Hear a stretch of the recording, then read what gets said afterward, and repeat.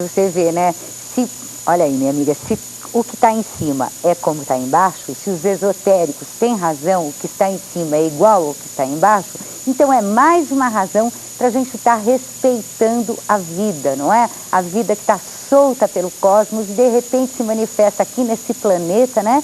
Plantinhas, bichinhos, seres humanos, todos nós estamos vivos. E é sobre essa valorização dos seres vivos, dos animais, que o professor Antônio Costela, autor de vários livros, né, está aqui conversando com a gente essa semana, né, Costela? E ontem, né, nós estávamos falando sobre o Dick, que é um cachorro, um herói da nossa polícia militar aqui em São Paulo. Agora, o homem sempre utilizou os cães assim, dessa maneira? Sim, o homem criou o cão há 12 mil anos atrás. E criou para quê? Para utilizá-lo de diferentes formas. No início, para caça. Né? Ele transformou o lobo num auxiliar da sua caça há 12 mil anos atrás. E depois, ao longo desses milhares de anos, o homem foi fazendo com que o animal prestasse uma série enorme de serviços. Como no caso do Dick, né, que nós vamos ver em seguida. Os mais inusitados serviços, além daqueles que nós estamos cansados de saber, como transporte, pastoreio, guia de cegos, etc., etc., etc., o homem usou o cão até para captador de pulgas. Foram os cães de pulgas de séculos atrás das cortes europeias. Né? Há, por exemplo, uma menção do uso de cães de pulgas na corte do Henrique VIII da Inglaterra. Né? Quando iam receber uma visita importante, traziam para o recinto onde a visita ia ser recebida um cão recém-limpo. E esse cão tinha por função atrair todas as pulgas do ambiente. Depois esse cão era retirado e então era recebida a visita na corte com todo o falso da corte sem as pulgas, que as pulgas já tinham sido levadas pelo cachorro. O caso do Dick foi um caso muito mais nobre, não é, do que esse dos cães de pulgas do Henrique VIII.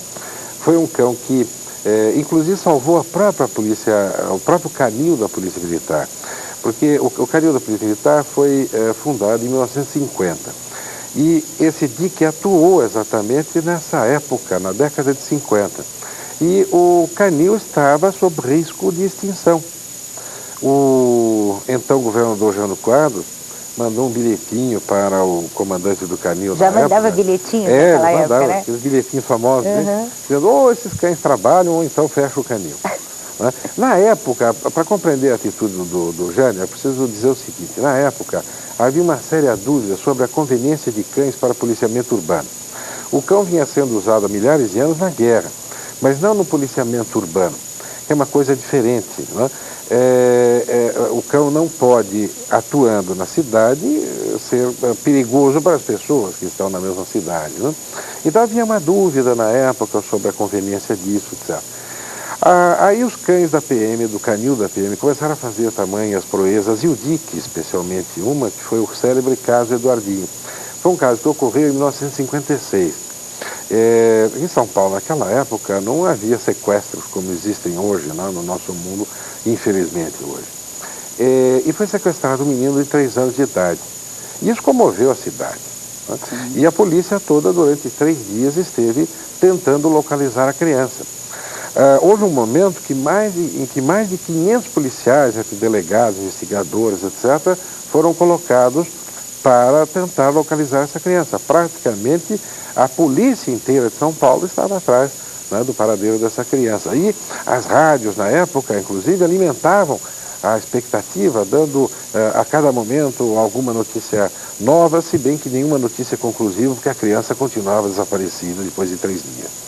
Foi aí que o Dick localizou essa criança. Era um pastor alemão da Polícia Militar, na época conduzido por um soldado chamado Muniz de Souza, e numa batida que deram, onde hoje é o zoológico, né? Era uma batida que deram nas então matas da Água Funda, que o fato de 1956, o zoológico foi inaugurado em 58, ainda não existia o zoológico ali, né? Afinal, o Dick localizou, depois de farejar o travesseiro do menino, né? O Dick, afinal, seguindo por farejamento a pista da criança, acabou localizando o tal Eduardo Benevides, um moço que hoje tem 43 anos, localizou num fosso de 1,5 metro de profundidade por 1,5 metro de largura. E daí a criança estava viva, embora, é claro, combalida, né? e foi salvo. Bem, aí o próprio Jânio teve que reconhecer que o canil era importante, deu, digamos, uma promoção para todos os policiais envolvidos, e é o próprio Dick acabou salvando mesmo esse canil, né? Salvou o canil, salvou o Eduardinho e acabou o cabo, porque como ele era soldado raso, tanto que hoje no canil da Polícia Militar existe uma escultura. Tem patente, mas que genial! Essa foto que aparece na capa do meu livro, né, do Dick, o herói, é uma escultura que se encontra na frente do canil da Polícia Militar. E lá está mencionado como Cabo Dick, porque ele era soldado raso. Na medida em que todos foram promovidos, ele também tinha que ser. É claro. E além de ser promovido a cabo, o Dick recebeu uma medalha, né, que o Jânio Quadros fez questão de otorgar, presa a uma corrente de prata. Né? Então, essa história do Cabo Dick, né, que emocionou tremendamente São Paulo há exatamente 40 anos atrás, que foi, repito, em 1956, né, foi um dos marcos, né, mais significativos do quanto o cão, como outros animais domésticos também, podem ser úteis para o homem, né, pelos serviços que prestam. Sem dúvida, né? E não é só o Dick, né? Hoje a gente tem os canis, os cães trabalhando mesmo, né? Por exemplo, a gente conhece essa história do cão que fareja droga, né? Nos aeroportos, em todo lugar. Quer dizer, ele tem mesmo uma utilidade, né, Costela? Agora, e só isso?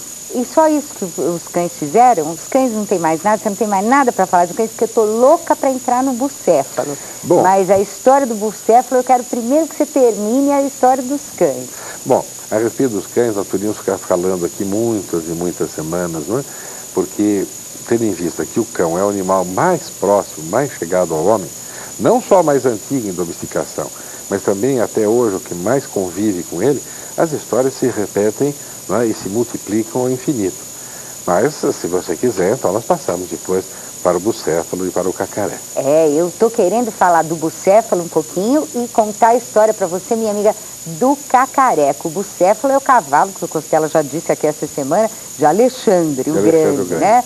Então, você vai ver que tem muita história legal ainda para rolar aqui com o Antônio Costela. Então, amanhã você vai falar do bucéfalo e vai contar pra gente a história do cacareco. Muito bom. Sabe quem era o cacareco, minha amiga? Era um lindo rinoceronte. Isso. Então, você fica ligadinha que amanhã o Antônio Costela está aqui contando para nós a história do bucéfalo e do cacareco. Pois só para completar, no próximo ano serão 40 anos da ida da Laika para o espaço. É verdade. Foi o primeiro ser vivo que saiu da Terra e foi para o espaço.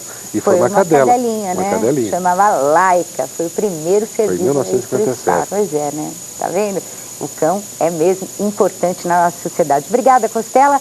E para você, minha amiga, aquele intervalinho. A gente volta já já aqui pela sua rede Mulher de Televisão. Até já.